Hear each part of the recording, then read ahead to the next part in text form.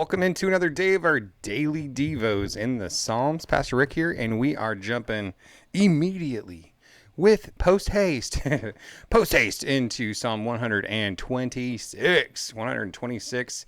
And it's another one of the songs of ascent as they're journeying to Jerusalem for the annual feasts and sacrifices. And so let's go ahead and just jump right in. Verse 1. When the Lord restored the fortunes of Zion, we were like those who dream. Our mouths were filled with laughter then, and our tongues with shouts of joy.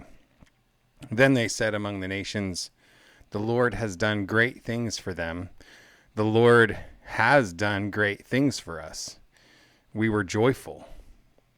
The Lord had done great things for us, and we were joyful.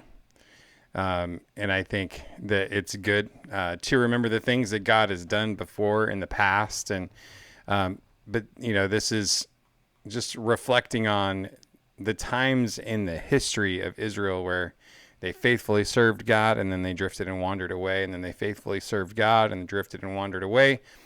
The book of Judges is a, a painful retelling of history where they did what was right in their own eyes, and then God would, kind of chastise them, bring them under some kind of like struggle.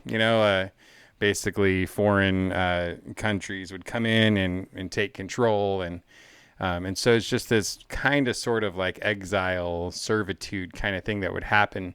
It's a pretty powerful picture, really, of how we are with sin. If we're not staying faithful before the Lord and we wander away as we find ourselves locked up in bondage to the sins, really, of our own choosing, of the chains of our own locking, like that we lock ourselves up. When all we have to do is return to the Lord and he frees us, because his heart is for life and life to the full, life more abundantly. And so here it says, restore our fortunes, Lord, like watercourses in the Negev.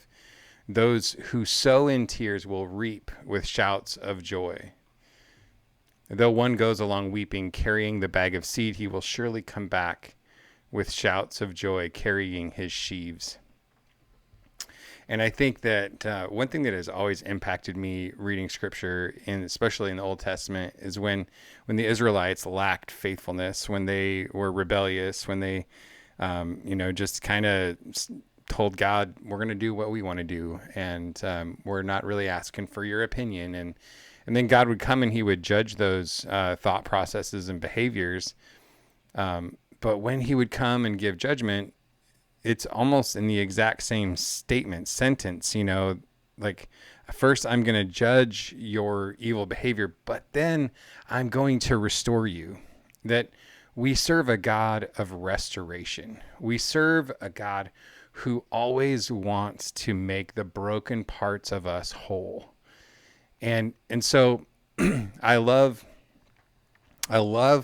knowing that truth about God, and he's the same yesterday, today, and forever. And so we know that same God that behaved that way towards his people will behave the same way towards us as well.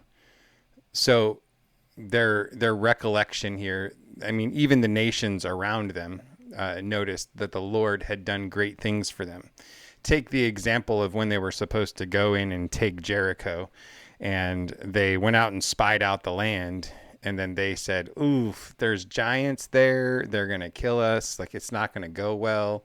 So let's not do it. Let's not obey the voice of the Lord. Let's not see the fulfillment of the promises of God in our generation. Let's go ahead and let's not do that. And so they didn't. Well, then they, of course, go under judgment, and the whole generation ends up having to pass away before the next generation gets to step into the promised land. And it's interesting, when they send spies the second time, about 40 years later, the people of Jericho were still melting in fear at the God of the Israelites, the God of the Hebrews, because they knew the power that they had heard the stories of. And it makes me think about the power of story in our lives, not made up stories, but the power of real, genuine story. So asking yourself the question, what stories am I telling myself? What stories am I telling myself about the goodness of God, about my history with God, about my journey with the Lord? But then I think, what stories am I telling other people? What stories am I telling my friends? What stories am I telling my spouse? What stories am I telling my kids, my parents, my siblings, my dog? No, you don't have to worry about your dog. All dogs go to heaven, don't you know? But what stories are you telling? What is the declaration of your mouth in regards to the faithfulness of God, regardless of what season you might find yourself in? And that just the power of those stories to keep our hearts aligned and to keep us focused on who God is. I think it's a pretty powerful thing for us to kind of meditate on and journal about, and then begin to put a plan in place to tell new stories, tell the right stories. And then these two verses, the verses 5 and 6, those who sow in tears will reap with shouts of joy. Is that so often the work that we're called to is hard work. Sometimes it's painful work.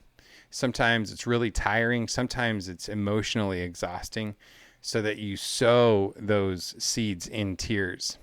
But coming back with the harvest, when you reap what you have sown, there's shouts of joy. Like such a juxtaposition there, like such a crazy contrast between sowing in tears and reaping with shouts of joy.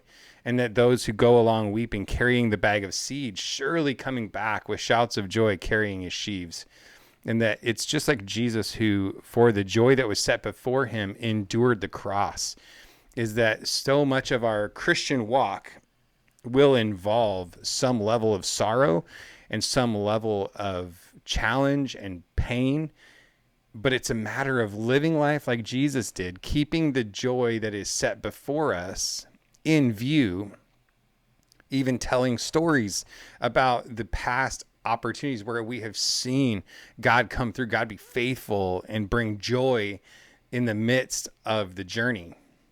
So that we keep in mind that there's going to come a day when we are going to come back with shouts of joy, carrying the sheaves with us, carrying that harvest, and having the abundance and the fullness of that. It's like Galatians 6:9, do not grow weary in well-doing. Don't give up. For in due season you will reap if you faint not, if you don't give up, if you don't quit. So with that, I hope you are encouraged today. God bless you. I will see you tomorrow.